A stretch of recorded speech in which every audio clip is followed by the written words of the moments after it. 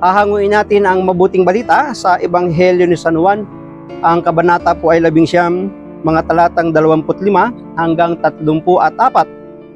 Noong panahong iyon, nakatayo sa tabi ng krus ni Jesus ang kanyang ina at mga kapatid na babae nitong si Maria, na asawa ni Cleopas. Naroon din si Maria Magdalena nang makita ni Jesus ang kanyang ina at ang minamahal niyang alagad sa tabi nito, kanyang sinabi, "Ginang, narito ang iyong anak." At sinabi sa alagad, "Narito ang iyong ina." Mula noon, siya'y pinatira ng alagad na ito sa kanyang bahay. Alam ni Jesus na naganap na ang lahat ng bagay at bilang katuparan ng kasulatan ay sinabi niya, "Nauuhaw ako." May isang mangkok doon na puno ng maasim na alak, itinuhog nila rito ang isang espongha, ikinabit sa sanga ng isopo at idiniit sa kanyang bibig. O nang masipsip ni Jesus ang alak, ay kanyang sinabi, "Naganap na." Iniyokayok niya ang kanyang ulo at nalagot ang kanyang hininga.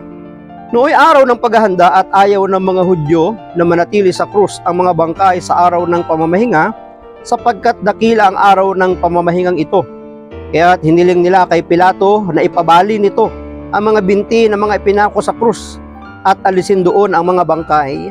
Naparoon nga ang mga kawal at binali ang mga binti ng dalawang ipinakong kasabay ni Jesus. Ngunit pagdating nila kay Jesus ay nakitang patay na siya. Hindi na nila binali ang kanyang binti. Subalit inulos ng sibat ng isa sa mga kawal ang tagiliran ni Jesus at biglang dumaloy ang dugo at tubig. Pagpalain ng Diyos ang pagkabasa ng kanyang mabuting balita.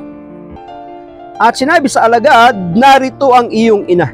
Ito po ay paghahabilin ng ating Panginoong Jesus sa kanyang ina, sa kanyang alagad. Sapagkat alam naman natin na kapag ang isang ina ay ulila, ang dapat na nag-aalaga ay walang iba kundi ang kanyang asawa. Ngunit sinasabing noong mga panahon na yon ay patay na rin si Jose. Inihabilin niya ang kanyang ina kay Juan sapagkat maaaring ito lamang ang kanyang mapagkakatiwalaan na mga ngalaga mag-aaruga sa kanyang ina. Si Maria, ina ni Kristo, ina ng Iglesia, sabi ng Katisismo ng Iglesia Katolika, number 963, nananatiling nakatindig si Maria sa paanan ng krus kasama si Juan. Sila lamang maaari yung mga hindi sumibat, hindi tumakas, hindi lumayo sa gitna ng paghihirap ng ating Panginoon. Meron nga ako napanood na isang video Naroroon talaga si Juan at saka si Maria habang ang Panginoong Hesus ay pinapako, kasama sila sa crowd. Kaya naroroon sila. Ang ibang mga alagad nagsipagtakas, nagsipagtaguan. Simula nang ipako si Jesus sa krus at ihulog ang krus sa hukay, dama ni Maria ang matinding hirap kasama ng kanyang anak at nakiisa sa kanyang sakripisyo ang kanyang pusong ina. Puspos ng pag-ibig ay sumang-ayon sa paghahain ng kanyang anak bilang biktima. Sa wakas, si Jesucristo habang naghihingalo sa krus ay ipinagkaloob si Maria bilang ina sa alagad sa pamamagitan ng mga pangungusap.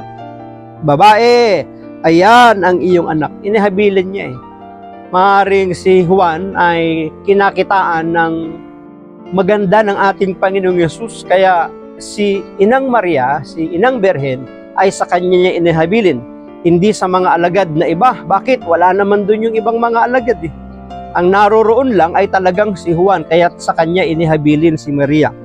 Si Maria ay hindi natakot gaya ni na Pedro at iba pang mga apostol. Ang tunay na alagad o ang sumusunod kay Jesus ay hindi siya iniiwan. Hindi siya ipinagkanulo. Bagkus nananatili at sasama siya hanggang sa kamatayan ni Jesus sa krus. Magagawa lamang ito ng alagad na may lakas, tatag ng pananampalataya at tapat sa buhay alagad.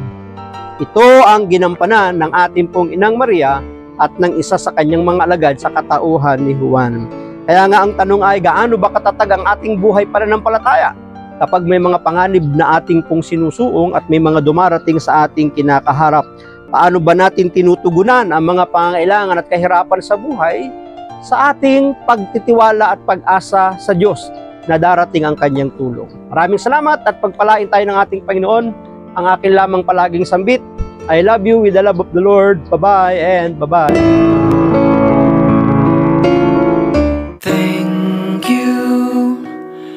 Thank you for your smile.